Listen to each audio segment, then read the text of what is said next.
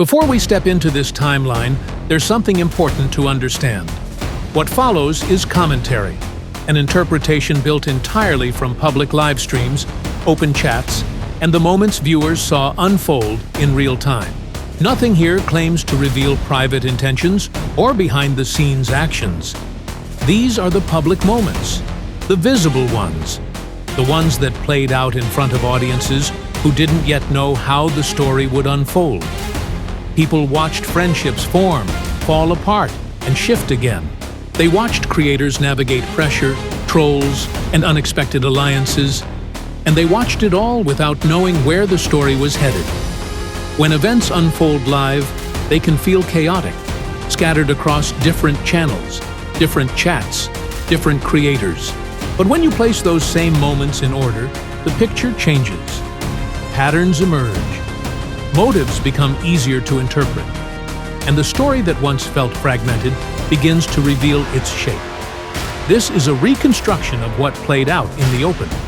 The patterns that appeared when the receipts were laid out chronologically, and the way these moments seem to viewers watching as it happened. You may look at the same receipts and reach a different conclusion. That's the nature of perspective. That's the nature of stories told in public. Every timeline tells a story. This one begins here.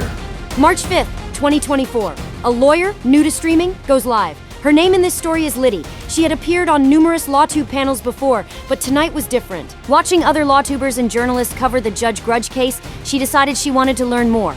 About Jury Me, about Beautiful Eyes, about the town of Otter Creek and its town hall.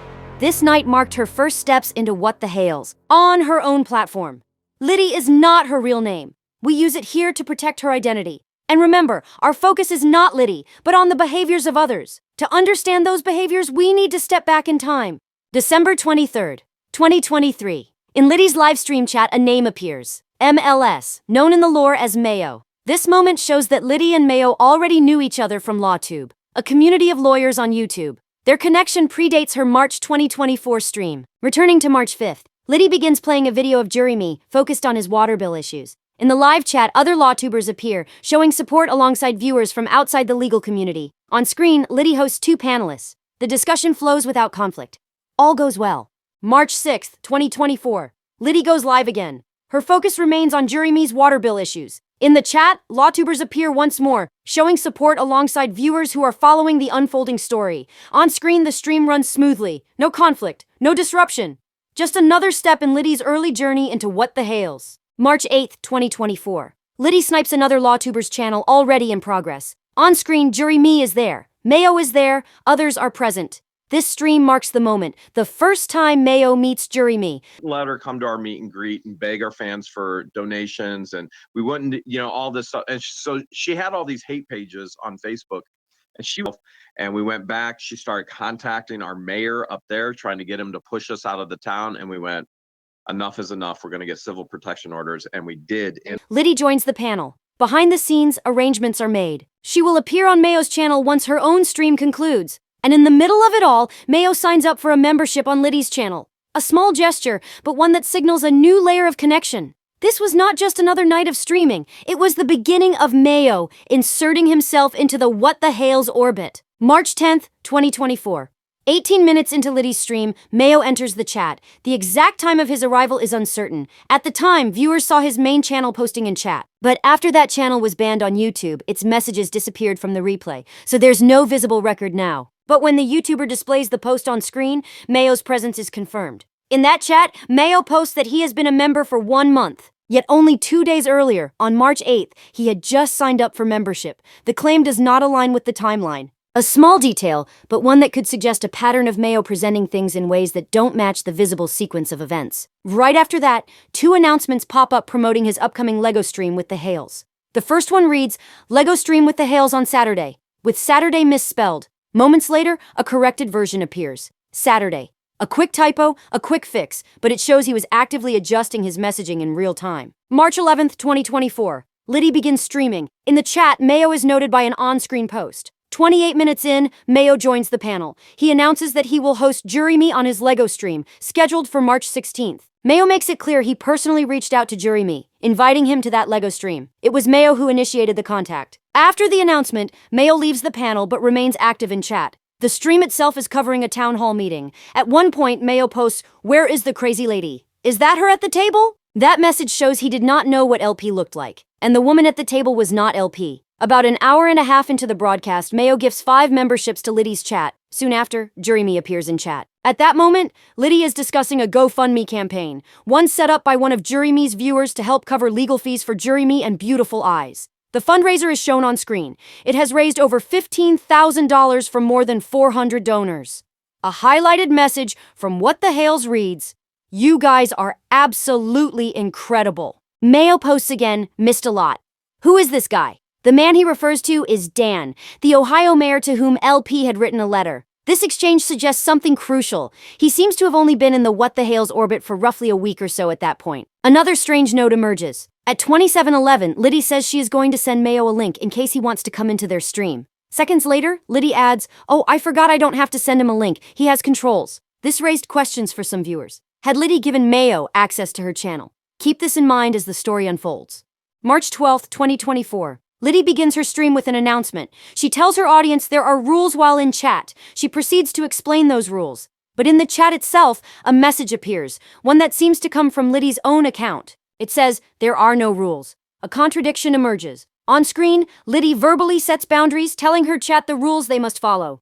Yet, in the chat itself, under Liddy's own name, a message appears saying the opposite, "There are no rules." During this same stream, Mayo posts that he can post under Liddy. This moment led some viewers to wonder whether Liddy may have given Mayo access to her YouTube channel. It is a subtle but critical turning point. The line between host and intruder begins to blur. March 13th, 2024. Liddy starts her stream. In the chat, Jeremy is already present. Mayo is there too. Liddy intends to play one of DUI's videos, an interview with Jeremy and Beautiful Eyes, but she cannot locate it. The moment shifts from playback to real time. Jeremy offers to come on. Liddy sends him an invite. Soon, Jeremy and Beautiful Eyes join the panel. They discuss their stalker. They share YouTube tips. Liddy mentions she has received messages from LP supporters. Suddenly, Mayo appears on panel. He claims he has been immersed in Jeremy and Beautiful Eyes' WhatTheHales streams. He says he has gone back 3 years. But this claim does not hold. Only 2 days earlier, on March 11th, Mayo asked in chat, "Where is the crazy lady? Is that her at the table?" That question revealed he did not even know what LP looked like, a basic detail anyone following the streams would already know.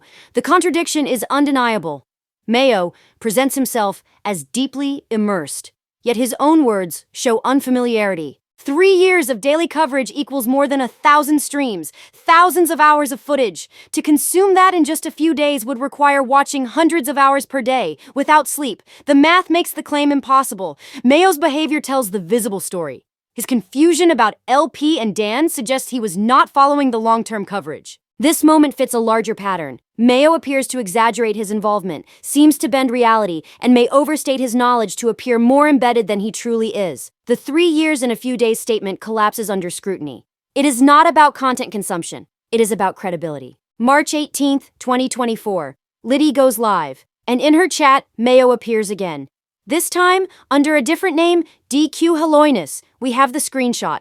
The screenshot appears to show Mayo in Liddy's chat using this false identity. The disguise is undeniable. And this is the moment where the mask becomes visible. At the time of the live stream, the messages appeared under the name DQ Hello Janus, because Mayo had temporarily changed his channel to that identity. But after the stream, when he switched the channel name back to MLS Making Law Simple, YouTube updated the display retroactively. Every chat message he posted under DQ Hello JNUS now appears in the replay with username MLS Making Law Simple. That is why we can see those messages today and why we know he was using a mask during the stream. DQ Haloinus. That's not even clever. Sounds like a rejected fast food mascot. Let's flashback. March 16th, 2024. The Lego stream. Mayo hosted Jeremy and Beautiful Eyes and even used Liddy's channel to announce the broadcast. During that stream, Mayo claimed he had reached out to LP, a move that some viewers believed might conflict with Judge Grudge's injunction. That statement put Jeremy in an awkward position, and you could feel a shift in the atmosphere. The fallout was immediate. Mayo's claim planted mistrust. It created tension between him and Jeremy. From that moment, the relationship appeared fractured. And just like that, Lego bricks turned into landmines. Back to March 18th. 2 days later, Mayo re-enters Liddy's stream under a false identity. The mistrust that surfaced during the Lego stream may have contributed to him taking a more confrontational tone. This is where the tone changes. When you look at these messages together, the shift becomes hard to miss. The chat log shows his progression. At 2:12, where is Annette? Step 1 of disguise. Ask something random so you look casual. Nailed it. Not. Then at 10:39, this is an old video. Congrats, Sherlock. Nothing says undercover like pointing out the obvious. 11:52. You should play JH, saying he is a man of God, calling JC a fag and confronting him. Oh, you mean the footage of JC stalking Jeremy to his property? Well, I'm heading over to Jeremy's house. I think I just seen the mayor's husband taking stuff to Jeremy. Yes, there he goes.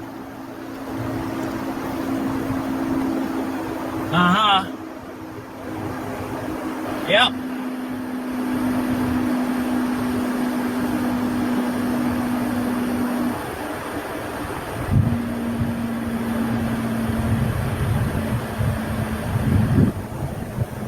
We'll wait for him to come off the property. Or the part where he's brandishing the pew-pew, waving it around like a prop, dipping it in and out of his pocket like he can't decide whether he's in a Western or a Facebook argument, breaking into a full musical slur number with arm choreography at Jeremy. Big sweeping motions, full driveway performance energy, the whole thing, all while yelling slurs like this is somehow the soundtrack to his own meltdown. At 13:17, Liddy, are you friends with JH? Imagine questioning your friend's loyalty while cosplaying as someone else in her chat. 16:37. Liddy, you just act very friendly to JH and defensive of him? Escalation mode. Accuse your friend of bias while hiding behind a mask. Bold strategy. At 30:48, why doesn't JH step up and run for council? Political hot takes from a fake account. Truly the voice of authority. 31:09. Why are we skipping past what others have to say? Skip others. Buddy, maybe you should have just skipped this stream. 32:44. Liddy, you only stream WhatTheHales. Disguise mode programming critique, riveting stuff. At 36:36, who are the grifters? Who are the grifters? Bold question from the guy who already tried and flopped at it, but hurt much? 37:44. CW, are you sure the grifters are not all of LawTube? LawTube grifters. Bold move. Trash talking your own friends while hiding behind a fake name. 42 minutes and 2 seconds. I'm just saying that the Hales are not innocent. Reframing the narrative while disguised. Textbook spin doctoring. 44:30. Liddy, thank you for recognizing the antagonizing. And as a lawyer, don't you think it would be best to keep it off YT? Telling someone to keep it off YouTube while stirring drama on YouTube. Irony level expert. At 45:50, it is all over WhatTheHales YT channel. Antagonistic and clickbaity. Clickbait police reporting in from a burner account. Sure, Jan. 47:36, I'm just talking truth. Truth, you're hiding behind a fake account. That's deception, not honesty. Wow, just wow. At 49:05, I'm not on YT grifting for the views, otherwise I would show the lies. Denial doesn't erase receipts. You tried to grift, mistrust shut you down, and now you're rewriting narrative. That's just my opinion. 50:35, interesting how JH keeps saying he has evidence but contently says he can't show them. Undermining credibility while hiding credibility, a double standard on full display. 59:58, moderator enters chat. Mayo stops posting. The moderator wasn't random. They were connected to the same LawTube and livestream circle Mayo belonged to. The moment that familiar presence appeared, Mayo went quiet. That silence speaks volumes. Whether it was caution, discomfort, or something else entirely. The pattern is clear. Mayo wasn't just making casual comments. He entered Liddy's stream under a fake name, and his comments had the effect of raising doubts about Jeremy and others covering the case. Mayo was Liddy's friend, yet his comments stirred the chat while his identity was not disclosed. When you stack the dates, the access, and the chat messages side by side, the disguise doesn't just sit there quietly, it stands out. It's one of those moments where you pause the timeline, lean in a little, and go, huh, because it wasn't just a random username drifting through chat. It was someone who, at other points in the timeline, appeared to have access to the channel, stepping in under a different identity. Bold choice, mysterious, but bold. And here's the part that only becomes clear when you look back at the receipts. If you were watching the live stream in real time, you wouldn't have known who DQ Haloinus belonged to. That connection only surfaced later, when the username changed after the stream ended. The identity wasn't visible in the moment. It revealed itself in the aftermath. Ah yes, the post-stream identity plot twist. Classic. And when you remember that Mayo could already post as Liddy, the picture sharpens. The alternate name, the timing, the questions he asked, They land differently when you know who was behind them, especially with Jury Me and Chat, because that meant the moment wasn't happening in isolation. It was unfolding inside overlapping storylines, and that's when small details start to look a lot bigger. Amazing what clarity does once the username isn't in costume. That's why this part of the timeline stands out. Not because it hands you a conclusion, but because the receipts sit together in a way that's hard to ignore. The disguise, the access, the timing, they form a pattern that invites a closer look. And once you see it, it's hard to unsee. If this timeline made your brain do the little aha dance, super thanks are a thing. Use them responsibly or irresponsibly. I don't judge. Tizzy out.